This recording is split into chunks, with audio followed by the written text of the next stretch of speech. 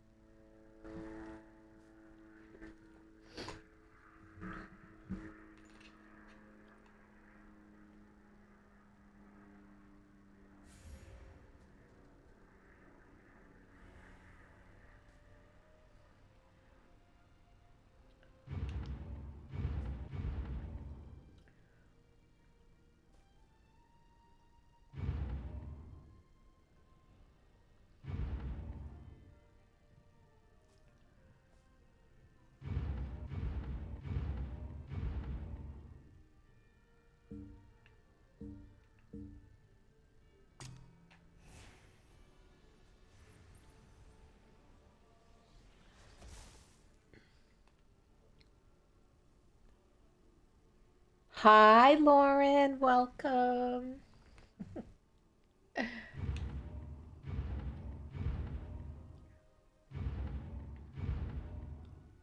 Let's see. I'm going to welcome everybody. Welcome, welcome, welcome today to this fun channel. I know you just think it's fun. I think it's fun too. Okay, let me do a quick time here. Is it time? It is 2:01. Okay. Well, welcome everybody back to the Fairy with Teeth narration by me, moi, Flower Kisma. And I am here. Let's see, where am I right now? Let's see what map I'm standing on. I'm actually out in nature. I'm on Somerset, and there, that's you can see where that blue arrow is. I'm not too far from a boss, a world boss. See the skull with the crossbones through it, or the swords through it. So I'm just out in the wild. And look at this. I'll show you'll get to see this beautiful place I'm in as I scroll around now and then, but we're going to go ahead and get started. I'm here with my little guar egg that's hatching. You see him on the ground. His little legs are sticking out. And I'm here with Sharp as Night. He's one of my allies, one of my companions, and he's here to protect me because if anything attacks me, he will actually attack it back.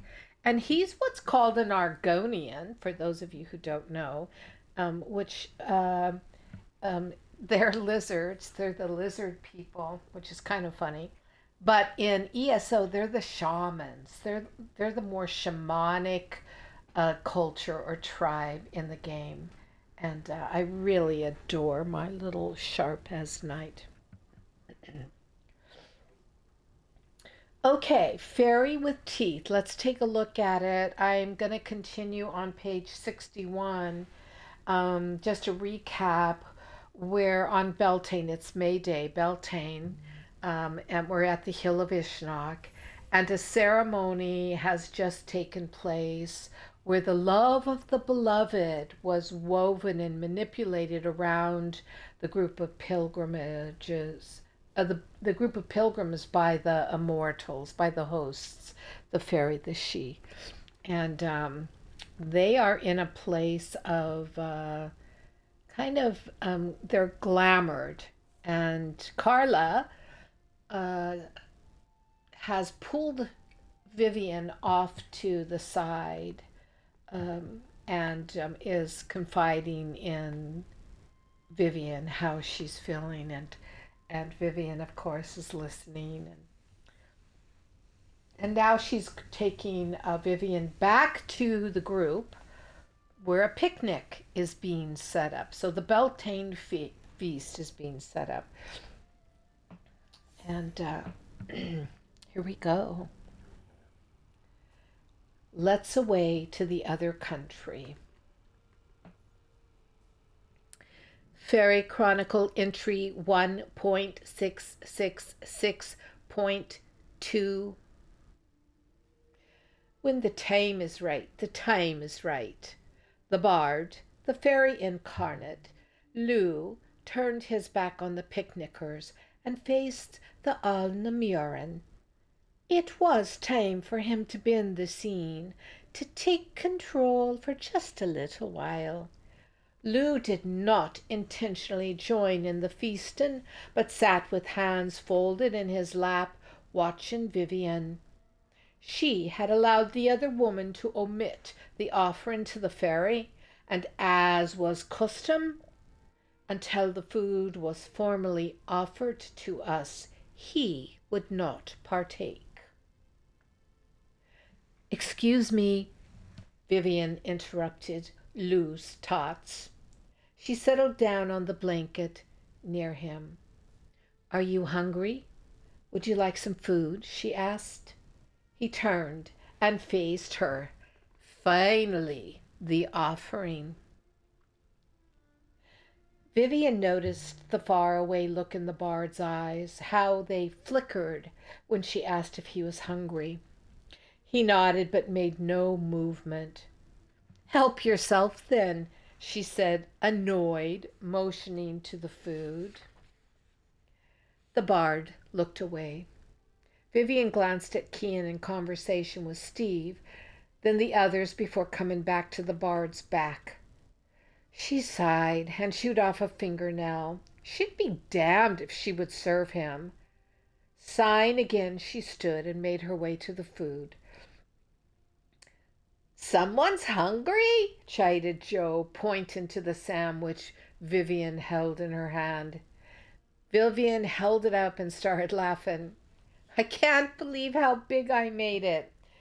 "It's huge," acknowledged Carla, taking a bite of her own. "You're going to eat that whole thing?" asked Joe, a twinkle in his eye. "Or will you be sharing it with someone?" He intentionally glanced at Cian. Vivian stared at Joe, at the freckles on his arms and face, at his washed-out red hair. She looked at his little pug nose and his thin-lipped smile. She looked at the leprechaun who squirmed under her attention and nervously asked, What now?" before attempting to turn her face away with his hands.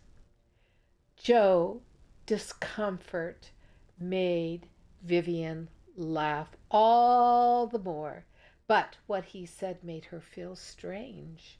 She returned to the blanket and sat down.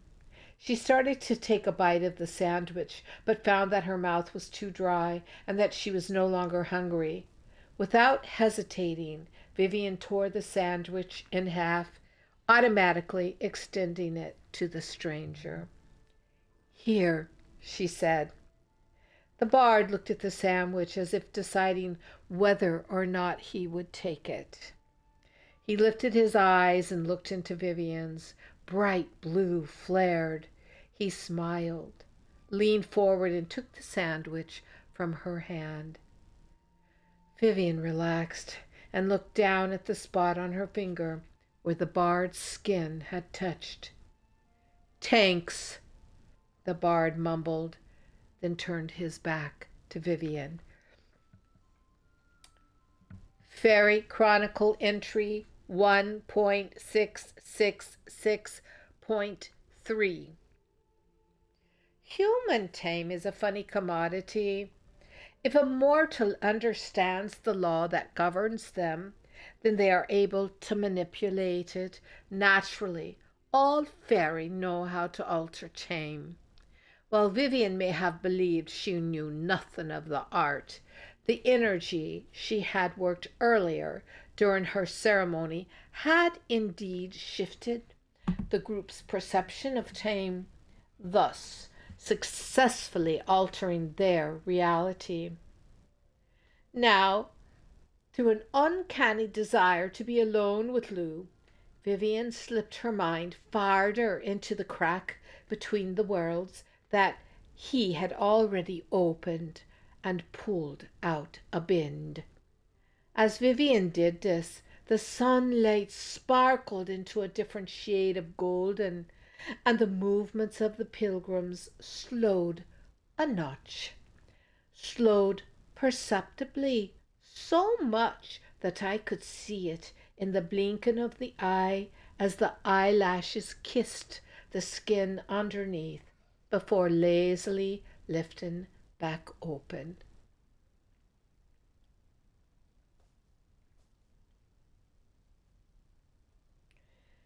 Vivian took note of the others. Kian stood listening to Steve's long drawn out yak about nothing. Shelby and Rose slowly standing and shuffling off toward the catstone. Ellen and Kin holding hands and casually walking in the near distance. The remaining pilgrims sitting around the picnic area, eating, sunning themselves, or in quiet conversation. Something had changed. Vivian was sure of it, yet she couldn't quite identify what had changed. The bard shifted position as if to rise, bringing Vivian's attention to him. She immediately stood up.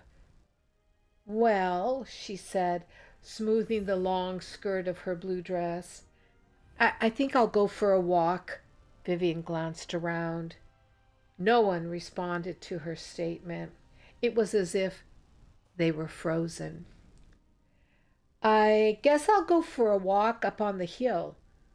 I'll be back shortly," she said again, looking directly at Kian, who just looked at her, his eyes blinking in what seemed like slow motion, his head nodding at something Steve said. Vivian looked at Carla.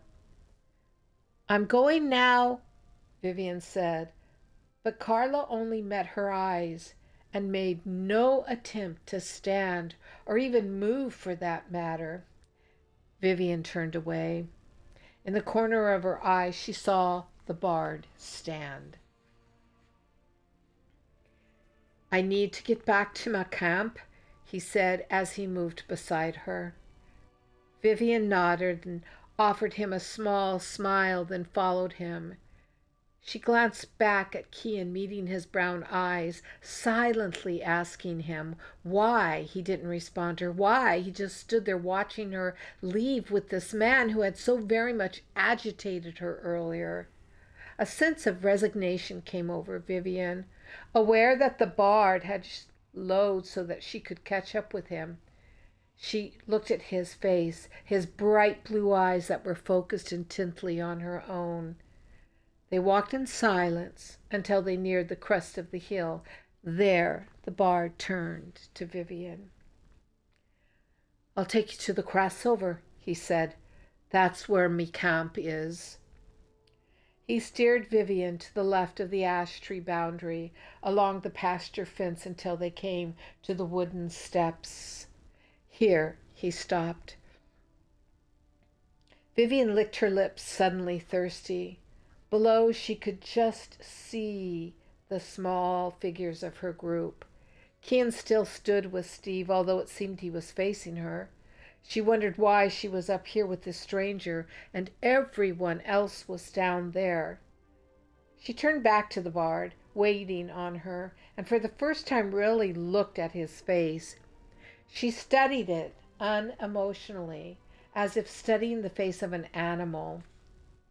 He had smooth skin that appeared to be sun-kissed, a nice face, a straight nose, graceful nose, with a scar running across the upper part of it. The iris of his eyes were a brilliant blue, and his lips were full and moist.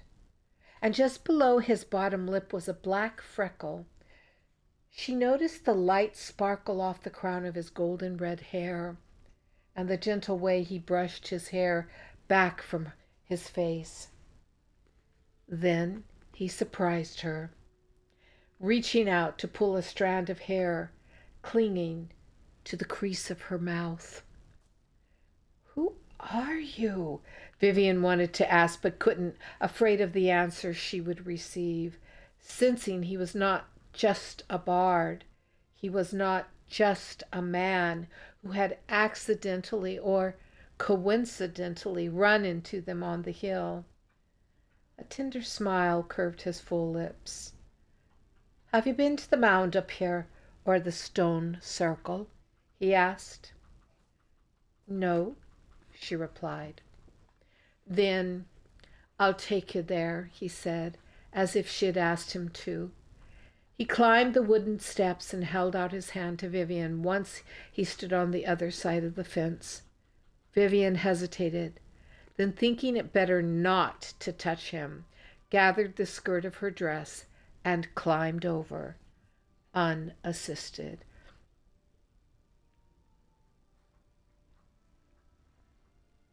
Faery Chronicle entry 1.666.4. The two circumambulated the crown of the holy hill.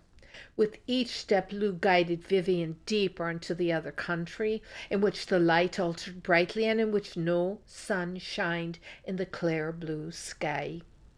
He told her how he had been traveling the country, easing her closer to his true identity and taking her farther away from her own reality.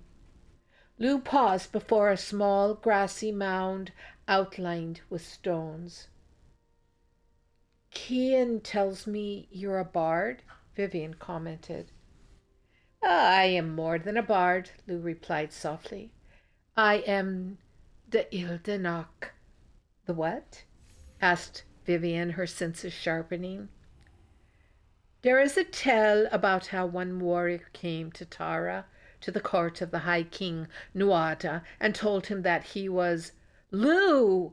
Vivian exclaimed. "Yes, I remember the word. I just never heard it said before. It means master of all arts or skills, doesn't it?" "Yes, that's it," Lou smiled, pleased with Vivian's knowledge. He led on. "And what do you know of Lou?" "Oh, he is half Fomorian, half Tuatha Dé Danann. He's the Irish sun god." "Is?" Lou asked, masking his pleasure. "Was, is, depends on your beliefs, I suppose," Vivian replied with a shrug. "So you believe in Lou?" he asked as he stopped and faced her. "Yes, of course I—" Vivian closed her mouth. She turned to him. "Lou?" She swallowed hard. Their eyes locked. "Here we are," he said, breaking the enchantment with a wave of his hand.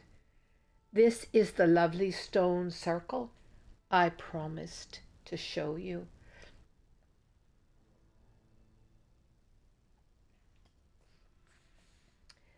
There sat a small stone circle. A stone circle that had not been there just minutes before, or so it seemed to Vivian, which was silly because how could she not have noticed it? Or, to be more precise, how could a stone circle just suddenly appear? Vivian rubbed her eyes. "Be aware of the magic as it unfolds," she silently reminded herself. "Unfold with it." It's exquisite," she offered, taking in the 30-foot diameter of the circle's perfect shape. Each 2-foot round white stone was a foot high. New grass filled the interior of the circle, giving it a special shade of bright green. In the center sat an odd stone pillar with stone pegs sticking out in several places. Vivian stepped forward but hesitated, then turned to Lou. "Go on," he urged. "Go to the center." Awe colored Vivian's face, elation, as she gazed upon something nobody else had ever seen. She stepped over an outer stone and onto the soft grass. Without stopping, she moved to the center stone, then circled it several times, not ready to touch it. And what do you make of this stone? Asked Lou. Vivian circled the pillar stone again, slowly approaching it from the soft grass.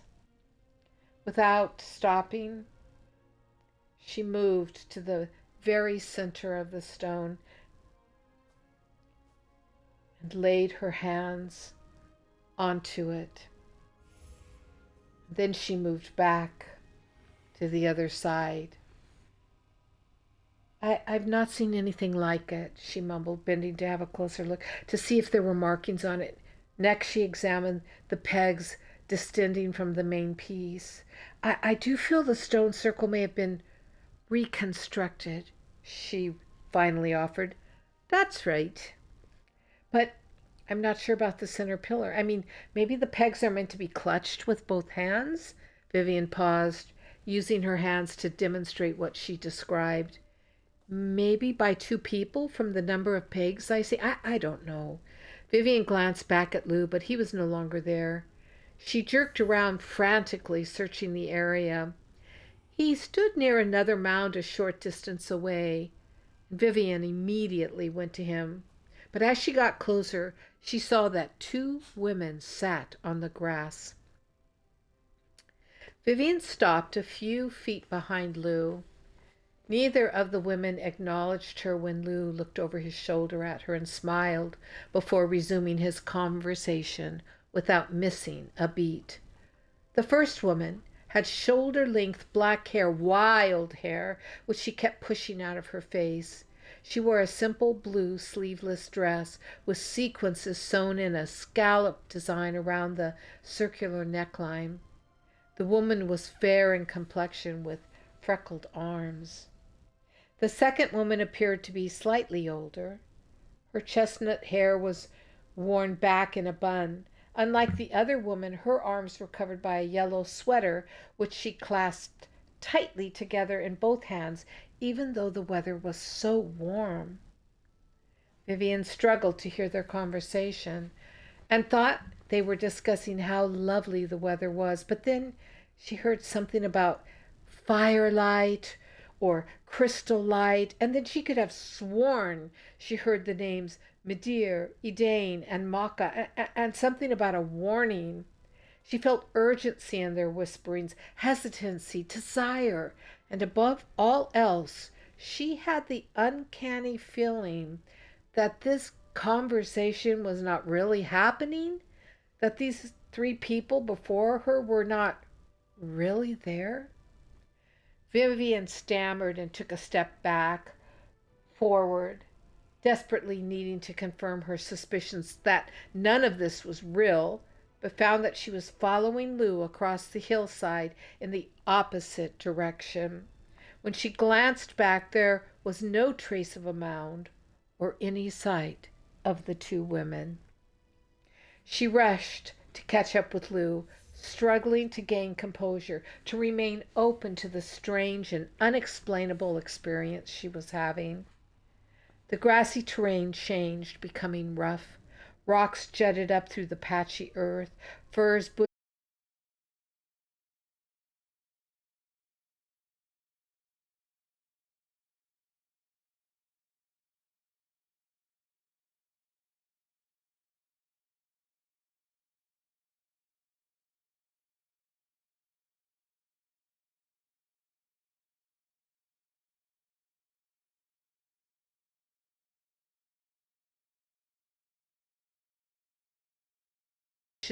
and top of the hillside, and it's all so weird and uncanny, and she hasn't a clue how she got from the mound to where she's following Lou.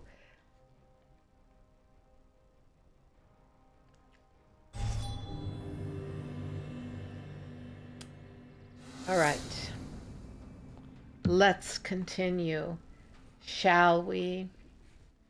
All right, so she rushed to catch up with Lou, struggling to gain composure, to remain open to the strange and inexplainable experience she was having. The grassy terrain changed, becoming rough. Rocks jutted up through the patchy earth. Firs, Bushes and blackthorn brambles dotted the summit, now devoid of trees. They were moving toward the eastern summit, away from the lower pasture in which the imposing catstone sat. "This is a hollow hill," Lou spoke after a bit. "There were once 5 tunnels. Only 3 remain. One of the cave openings in about a half a kilometer from here to the north." He pointed. Vivian turned in a circle, taking in the view. It's breathtaking," she said. "It's not real. It almost seems like a mere reflection." "Yes, that's right." Faery-Chronicle entry 1.666.5. "You have a child," Lou offered Vivian, using a matter-of-fact tone. And this simple comment, a pure reflection of his knowing, would haunt Vivian in the days to follow. "Yes, that's right," Vivian responded, mimicking him. "I have a fairy child, a starseed, or so I like to believe." Memories of her fertility rite on Knock Anya flashed to mind. "Of course he is," confirmed Lou. "He?" Vivian had not said what sex her child was. She stopped and stared at Lou with her mouth open. "You know?" she finally asked. It was a simple question full of hidden meaning. An affirmative answer would tell her everything. Vivian watched Lou closely, moving into his eyes that once again sharpened a bright blue on her. "Yes." Lou's answer was more a sigh than an audible word, but Vivian had heard it just the same. She reached out and touched his arm, felt his cool and solid flesh beneath her fingers. A warm tingling rush of energy moved through her. She stared helplessly into his eyes. "You must come with me to the cave," Lou urged Vivian.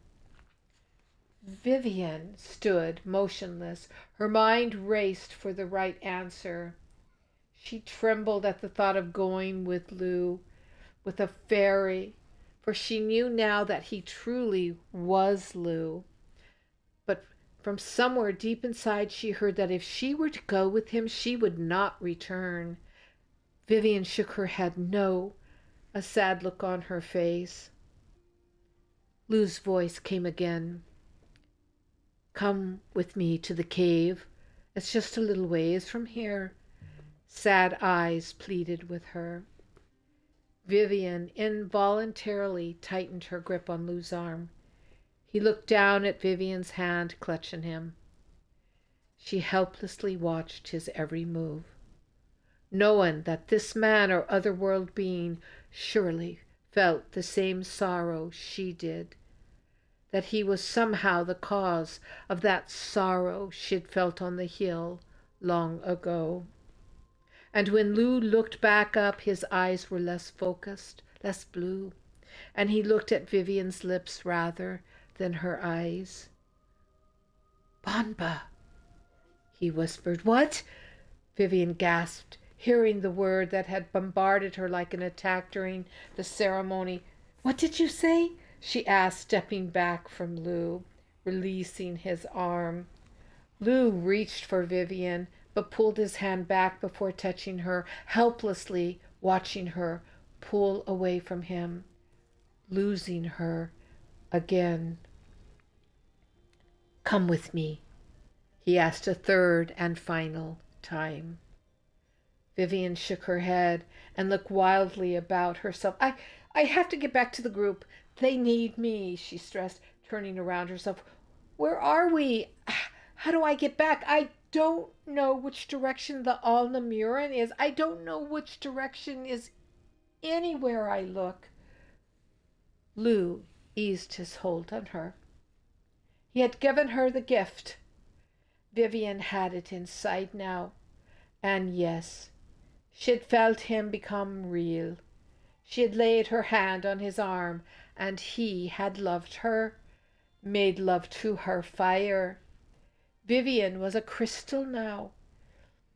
The fire shone within her, but she would not come with him fully into our realm, and he could not force her to come. It had to be done willingly. Lou sensed Vivian's mind rebelling against him, returning to the druid who waited for her below, just as she had thousands of years before, as it seemed a second time she would choose. So be it, came Lou's thoughts, a weariness shadowing his countenance. Here, I will take you back. I will cross back over with you, Lou said sadly.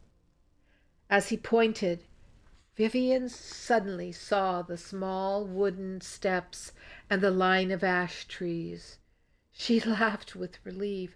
I was totally lost, she said, walking quickly toward the steps. I would never have found them. I was totally lost. She glanced at him, then looked straight ahead.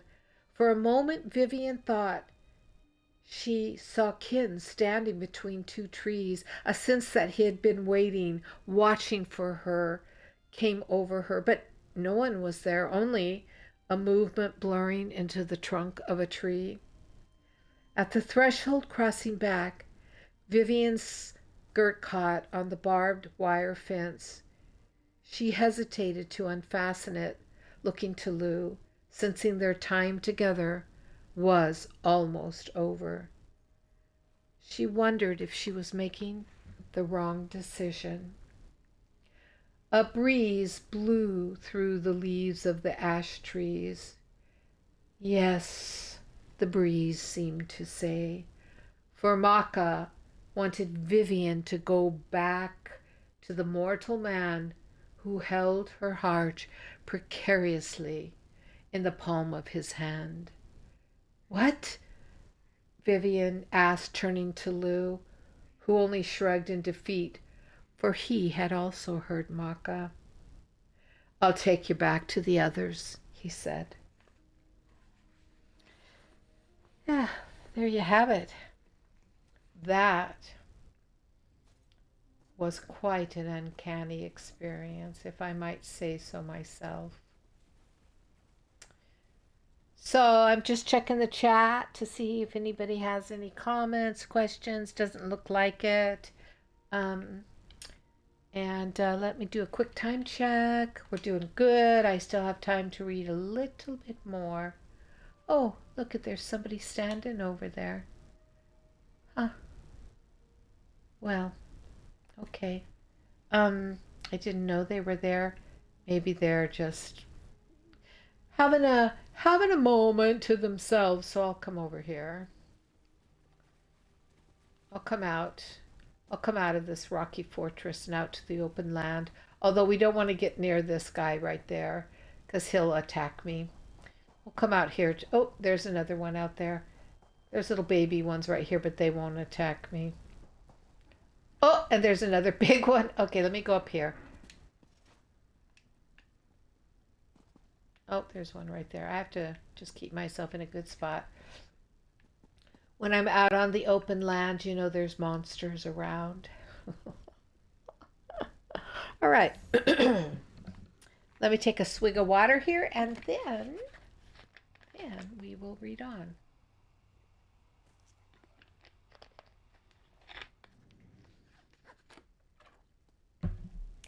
All right. So another perspective, page 71. The distant lolling of cattle distracted Kian. He fumbled with the cigarette tin, glancing around to take note of where everyone was. When it popped open, he almost dropped its contents onto the ground. Almost lost that, Steve said, pausing briefly in mid-sentence before continuing about a 1967 dragster. Kian grumbled and steadied the container. He glanced up the hill, hoping to see a sign of Vivian. Bullocks! But wasn't she a strong-willed woman? Kian was learning that when Vivian made up her mind, nothing could stop her. Giving his attention back to what he held in his hands, he counted the number of pre-rolled ciggies. Only 2 left. Choosing one, he stuck it in his mouth, lit it, and took a long drag. How could he have stopped her from going off with the bard, he wondered. How could he have stopped her from doing anything she did? Then he went over the sequence of events one more time. Steve nudged him with his elbow. You ever had your hands around the steering column of a Jaguar? He asked. Kian just looked at the man. He didn't need to answer because Steve didn't wait for one. Kian's thoughts returned to Vivian.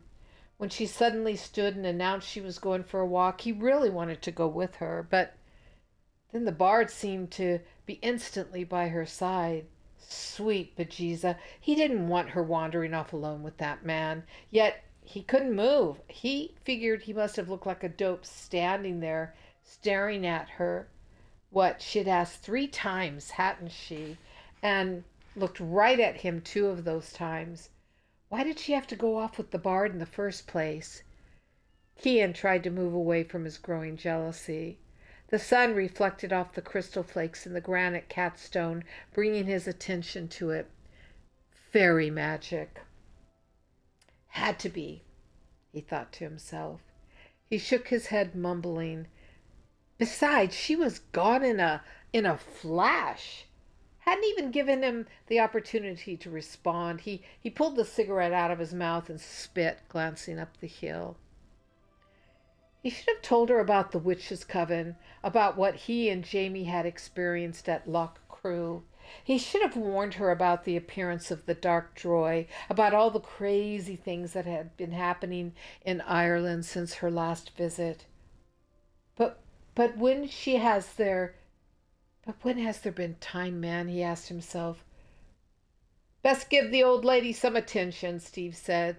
What? Kian looked up. The old lady, Steve confessed, using his head to point to Marcella. Better give her some attention or I'll catch hell tonight. Oh, sure, man, said Kian, relieved Steve found someone else to pester. Carla and Joe sat chatting on the blanket below where he stood. Joe met Kian's gaze. Care to join us? Joe asked. Nah, said Kian. Be dat way, Joe goaded. I will, Kian said playfully, feeling soft hands come down over his eyes. He reached around and grabbed a waist, half expecting it to be Vivian. Kian turned to find Rose and Shelby standing behind him. Oh, you don't have to force me to stay, Rose said, giggling and blinking her eyelids at him. 'Tis Beltane, she added. Rose, said Shelby. Right you are, said Kian, winking at Shelby and giving Rose a smile. But I've me a good wife that I don't care to lose now, he said, putting on his best pout. Well, I'll got me a good husband, Rose mimicked him. But I'll still play on Beltane. Rose, I don't believe you. Shelby covered her mouth with her hand, shaking her head in amazement, eyes wide and laughing. Oh, better watch out, Joe warned Kian, standing and moving next to Rose. If he don't want to play, I will, he announced. Rose giggled, pulling at the bottom of her tie-dyed t-shirt. A purple scarf wrapped around her shoulders hung loosely over her breasts. It was obvious she wasn't wearing a bra. The ends of the scarf dangled with little bells, which jingled each time she moved. Her short, skinny legs were covered with black leggings, and she wore purple socks and Doc Martens on her feet, which made her feet look huge. Rose and Shelby grinned at each other. Their friendship was developing. Of course, it was easy for that to happen since they were roommates.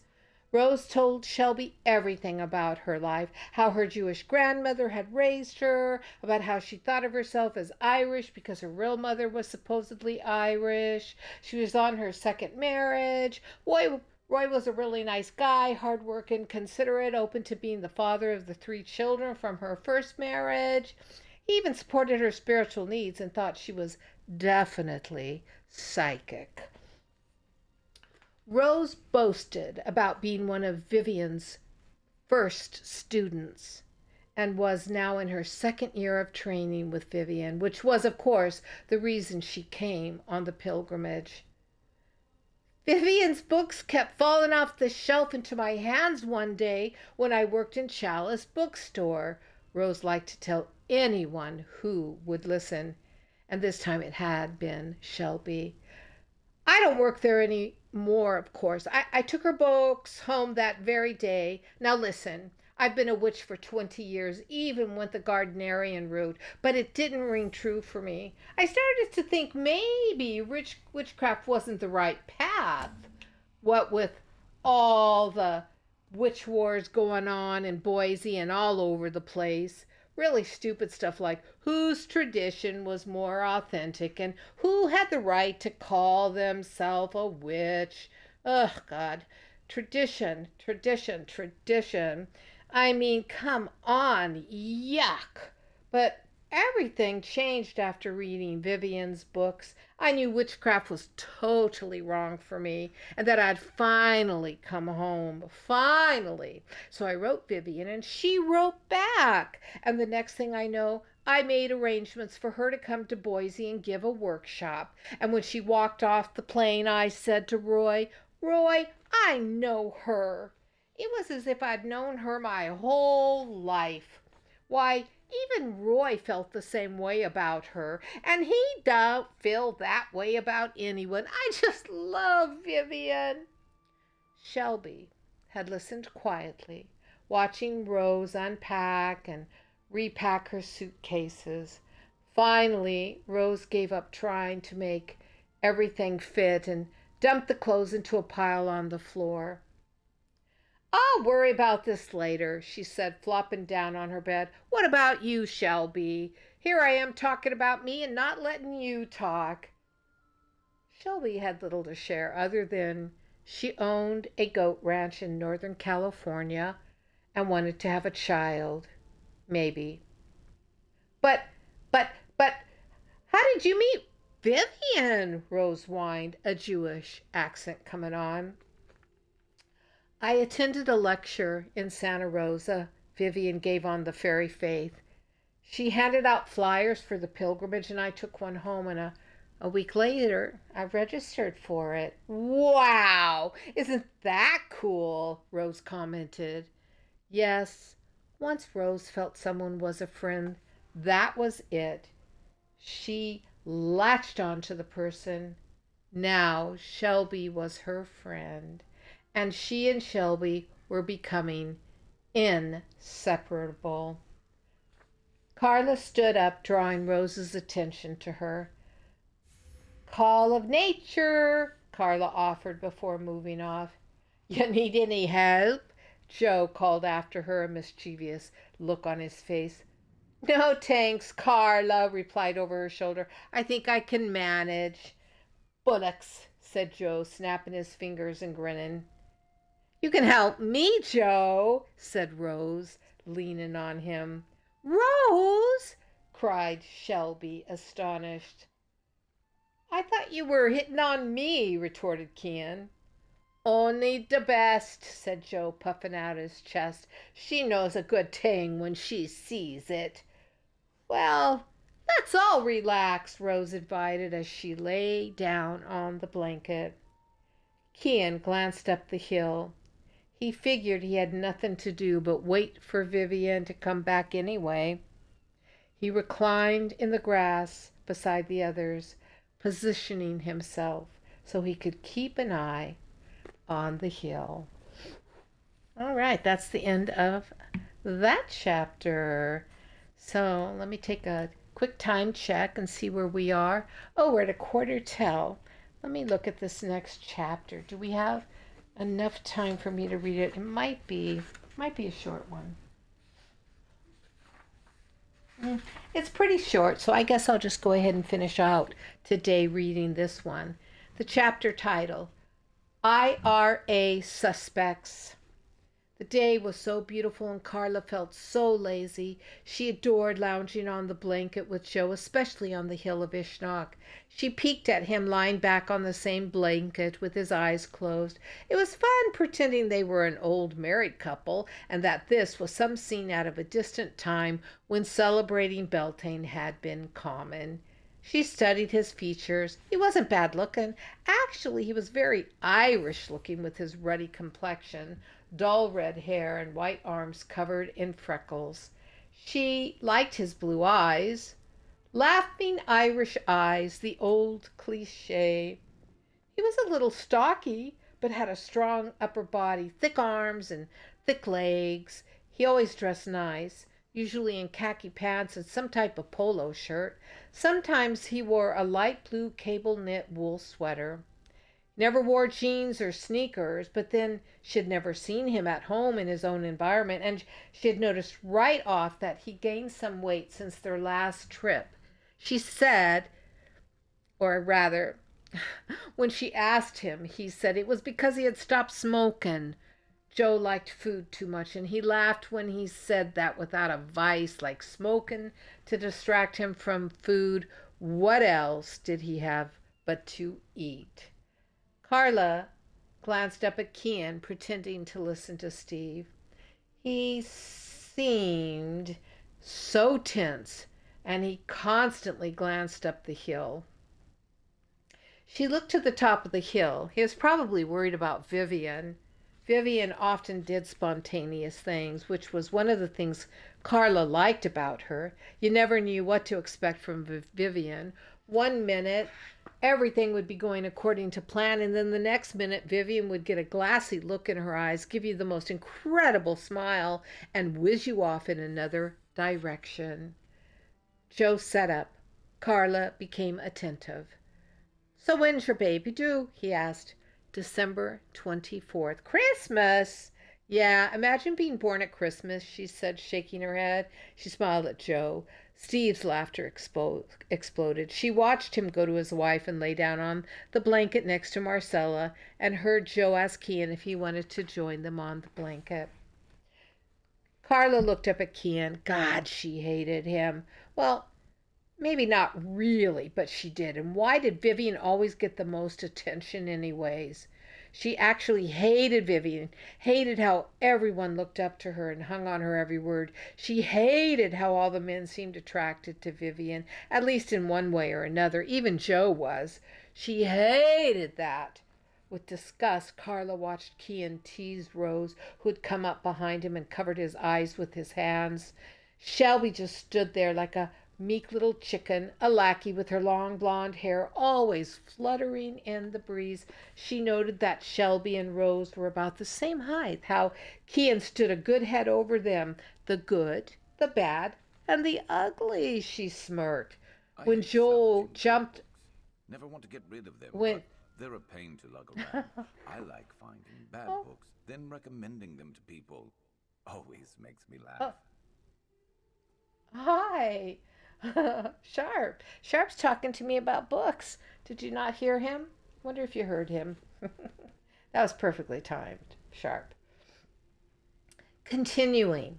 When Joe jumped up to join the fun, Carla grew angry, and when Rose leaned against him, that was more than she could take. Carla grabbed the toilet paper roll and stood. Call of nature, she growled and strode off. You need any help? Joe asked. No, thanks, she retorted. I think I can manage. As she stormed away, she could hear their sexual innuendos tossed back and forth between them. She gathered the skirt of her caftan and pulled it up around her knees so she could walk faster, realizing she really did have to pee. Another thing that really did irk her was that Vivian had left. She'd wanted to go with Vivian, but felt that Vivian wanted to go alone. Plus, she really felt like she couldn't respond quickly enough before Vivian waltzed off with that man. Who was that guy, anyways? Pulling down her underpants, Carla squatted in the same spot she had used earlier, her thoughts going back to the bard. Whoever he was, he sure made Kian nervous. Carla smirked and stood. It was totally obvious Kian was attracted to Vivian. Damn him! No matter how much she tried, Carla couldn't stop herself from liking the way Kian looked, his gruff but mystical exterior. She liked to fantasize that he was in the IRA, that he and Joe both were. After all, they were sure afraid to go across the border into Northern Ireland. Besides, Kian really looked the part, always wearing army fatigues. The green jacket and the black Doc Martens definitely looked military. Joe and Kian had said they didn't know each other, yet they seemed to know an awful lot about each other's personal life, where the other lived, what the other did, their schedules. They also knew the same people, and when in Dublin, they both would disappear together, and one time they insisted on making a pit stop in the middle of nowhere to drop off a package. A package? Really? Carla was sure Kian and Joe were IRA, and they used the pilgrimages to do dirty business. The thought made her feel excited. Carla, however, had no clue what the Irish Republican Army was all about, past or present, really. In the Irish Republic, no one seemed to look down upon the IRA after all. The people understood the history behind their people's army. In fact, there was a lineage of such movements stemming shortly after the Great Famine in 1846, when the spirit of nationhood was kept alive by the Young Irelanders abortive revolt in 1848. That was followed by the Fenian Rebellion in 1867, and then by the Land League in 1909, which had won thousands of Irish tenants the ownership of their small farms. Ireland's political union affairs had been forced to extremities in the 1800s, and were handled by elected members of the Irish Parliamentary Party. In 1906, the Sinn Féin movement had been founded with the aim that national freedom should be sought not in London, but at home. The Great War broke out in 1914, and a hard core of men who stood against the advisement of the English to join the British Army as volunteers, and who believed the country could only be awakened from apathy by sacrifice, had instigated and fought the Easter Rising. The Easter Rebellion of 1916, when 15 of the rebellion were executed, and thousands of young men and women were imprisoned in jails or camps. The Irish people had been roused. As more innocent people had been hit or wounded or inconvenienced, the greater the number of the lion enemies grew. In 1918, the Irish Parliamentary Party was wiped out at the general election, and in the following year, Dáil Éireann, with most of its elected members in jail, established a national government at the Mansion House in Dublin, and the fight for Irish independence raged. Ireland became a free state in 1921, bringing the struggle against the English to a close. However, the terms of the treaty, including partition, the dividing of the country into 6 counties of the north and 6 counties of the south, had led to a bitter split in the ranks of Sinn Féin, erupting into a state of civil war which persisted until 1923. The Irish Republican Army, more commonly known as the IRA, had grown out of the people's fight for freedom and had continued to rage against the English occupation of Northern Ireland. They would not rest until the island was a free state. To those of Irish ancestry, Ireland was thought of as a beautiful woman with whom they had fallen in love because they heard about her from their own fathers. She was a tangible image, as real as the Blessed Virgin, before whose statue on the wall little jars of flowers were placed. Ireland was their goddess. She was embodied in the land, making the land sacred. And as long as a portion of her body was held captive by a rule other than that of Irish blood, there was cause for civil disobedience and unrest. To Carla, the romanticism of Cian and Joe being IRA fell a great deal short of understanding the base meaning behind such a movement. The glamour of being in the presence of bad boys, rebels with a cause, was the enticement. When scenes of bombs exploding and mangled, bloody bodies filled Carla's mind, she snapped out of the fantasy. Carla swallowed hard and shoved such thoughts away. Arriving back at the picnic area, Carla took in the scene. On one blanket, Steve and Marcella lay napping. On the other sat Joe and Shelby, with Rose lying on her stomach, facing Cian, who lay on his side in the grass. This made Carla uncomfortable. She also noted with annoyance there was no place for her to sit down. I mean, if she had been Vivian, they would have made room for her immediately. An odd feeling crept over Carla. She involuntarily shuddered and glanced up the hillside. Vivian and the bard seemed to suddenly appear, as if coming through a gap between the worlds. Carla's eyes grew wide and she gasped, "She's glowing!" Cian heard Carla gasp and jerked to attention. He looked up the hill. Vivian was back. For the first time since she'd left, he relaxed but felt his mood changing. He was very angry with her. The sight of Vivian and the bard made everyone watch. Sunlight reflected off the top of her head, creating a natural halo. She wore a smile so lovely and pure that it brought a smile to many of their lips. Her long blue dress flared out behind her, giving the illusion that she floated down the hill. The image of Vivian and the bard was that of a royal couple approaching their laity. They looked magnificent in their shining glory, she a golden flower, and he an etheric, otherworld being. And from the other country they seemed to appear and walk back across the pasture, bathed in the imminence of the afternoon sun. The vision of them filled Cian with regret, and this thought made him revolt. After all, she was nothing to him, nothing. He forced his mind on Cindy and tried to envision what task she might be doing at home.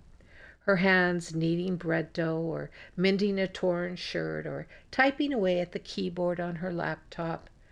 The many duties she regularly performed ran through his mind, each one meaningful and sentimental. Cian rolled onto his back and gazed at the sky, the clear blue May Day sky. All right. That's where I am ending for today, for this week. Hey, I've got an announcement for you. Do you want to hear my announcement before I sign off? Okay, let me tell it to you. I'm going to come around so you can see me up close and personal. All right, so starting in May, each month while I finish reading all of the books of the Faery-Chronicles, one Thursday a month, Flower Kisma, will be on the Twitch channel. I won't be in Elder Scrolls Online. I will simply be sitting and chatting with you. And yes, reading from the book, but I will also chat with anyone who shows up. So I thought that might be kind of fun. So I'll put it into the calendar. I'll designate the schedule for that starting in May. So it'll be something like the second Thursday of the month, the the third Thursday, the fourth Thursday. It won't ever be the first Thursday, but I haven't decided yet. Second, third. Oh, that's going to be so cool. I agree with you, Lauren. I think it's going to be fun. And I think Lauren may come in also and hang out and chat, and that will be even more of a hoot. But we'll see. We'll see. That'll come up. But if those of you watching this, if you drop into the comments, whether you think the second, the third, or the fourth Thursday of every month for live time would be best. I'll take that into consideration. And hey, to those of you who don't show up live, but are watching the replays of videos, whether on Twitch here or on my YouTube channel, I really appreciate you. Thank you. And be sure to put your comment there, your choice of which Thursday, because I'll take it into consideration. All right, everyone. Thanks for being... What, Lauren? What? You would... Oh! What?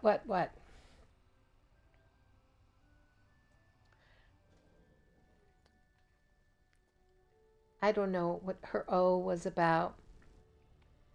Maybe because I said she would come on too, putting her on the spot. I might be on with you. Oh, yeah. Well, yeah, why not? It makes it more fun to have more than just me sitting here chatting. So I think it'd be really fun. All right, you guys, thanks for tuning in, and have a great rest of your week.